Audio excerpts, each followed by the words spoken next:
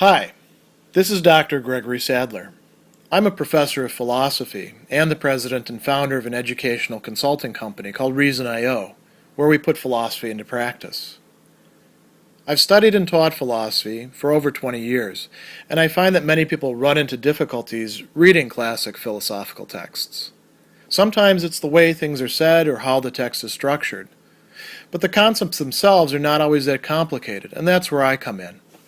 To help students and lifelong learners, I've been producing longer lecture videos and posting them to YouTube.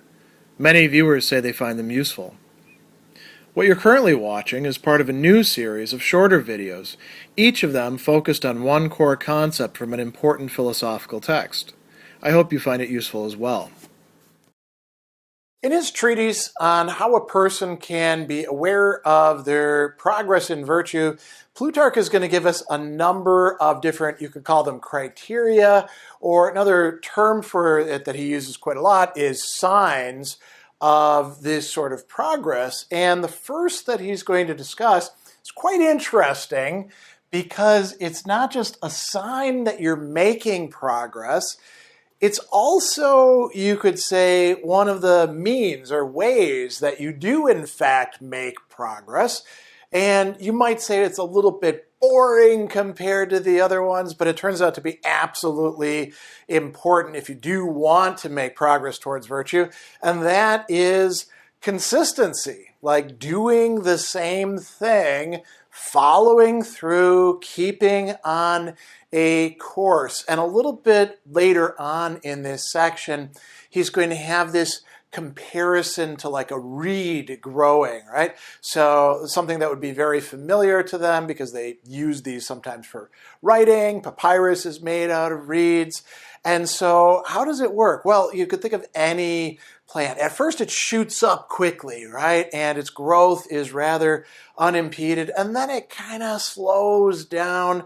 And that progress that it's making is really quite important for the reed, and we can transfer this to thinking about how we develop virtues in our lives. Now, he has another great analogy that he makes at the start of this, which I particularly like, an analogy to sailors, but not just sailing around anywhere, sailing on the open sea. When you can't see the shore, how do you know that you're actually making progress? Well, you use time as the measure for that. So he says that they think about the time that has elapsed in conjunction with other factors. Strength of the wind, reckoning how much distance after spending a certain time carried onward by a certain force they're likely to have accomplished. And Plutarch says you can do the same thing with philosophy. So obviously you're not on an open sea, but at times when you're developing progress, it might not be so easy to tell.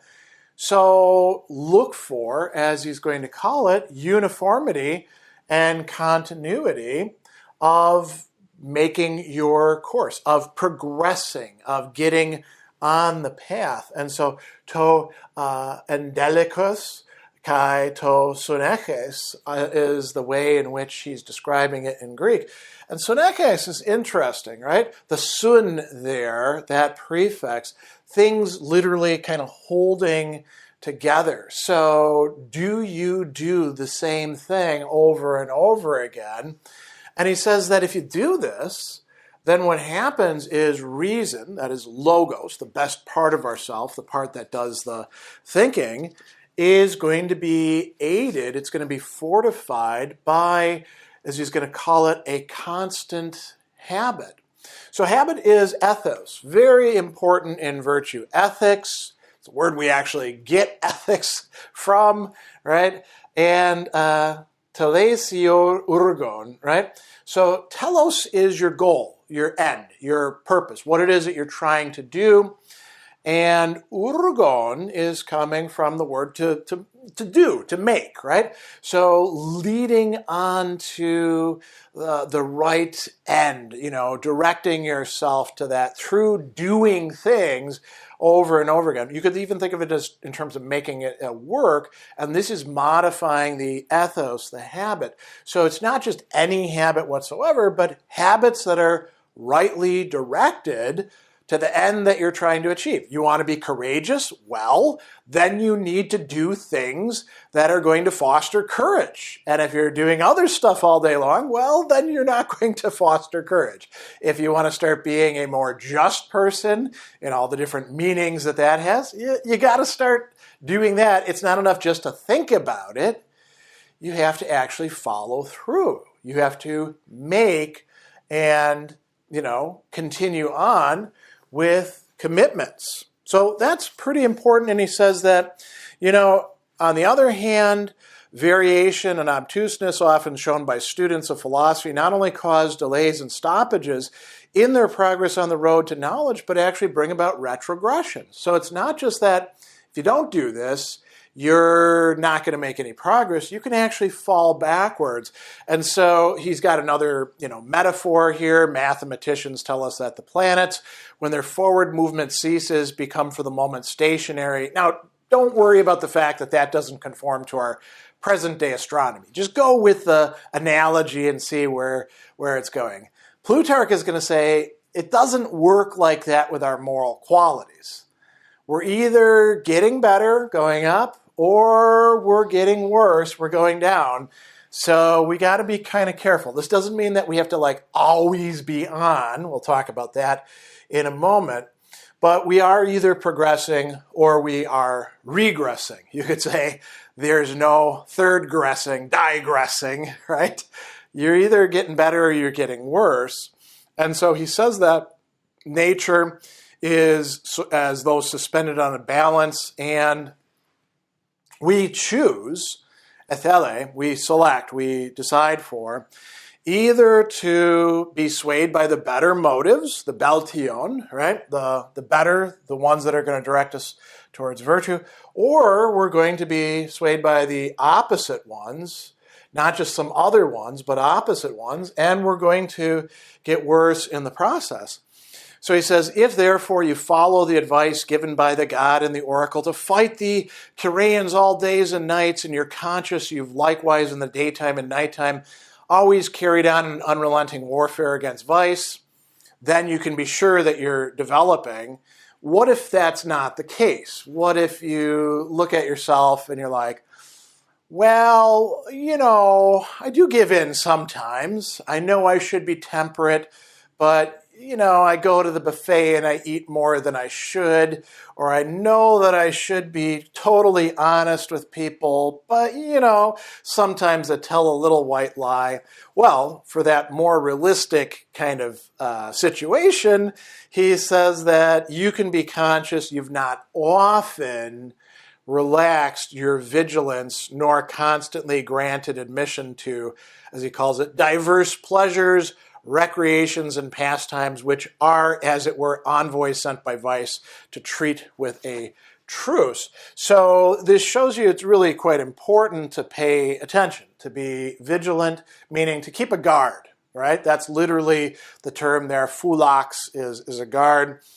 And don't be constantly giving in to pleasures, heautou. That's how we often get ourselves into trouble. Or what he calls recreations, rastonas. And then this third one is very interesting. Pastimes is a translation of ascholias, right? So the things that we do, you could say, to kill time. When we have schole, leisure, time that we're not committed to something, are we just kind of frittering it away? Pastimes comes from the word to pass time. Time that we have that we should be using for becoming better people. So that's something that he thinks is important, and he says if you're doing that, then it is quite probable, ekotos in Greek, that you are actually going on with good courage and confidence to what still remains. So that's quite important. What if you do happen to pause your studies? Now, studies here means actually not just reading philosophy, but applying it to your life, trying to make yourself into a better person. What if that goes on pause for a while? He says, well, not all is lost then. He says there may be intermissions that occur, dialemata, right? Sort of like missing spots, we say. We say, I lost time.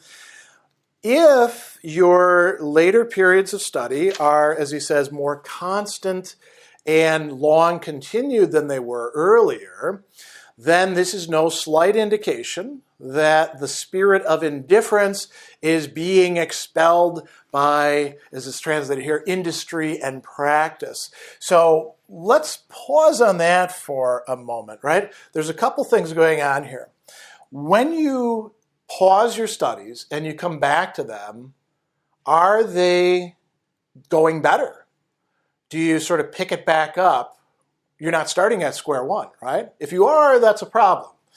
But if you're not, if there's something almost like muscle memory for your mind and your heart, then you've actually made some progress. And the terms that he's using here, so industry, labor is another term, ponos, taking pains.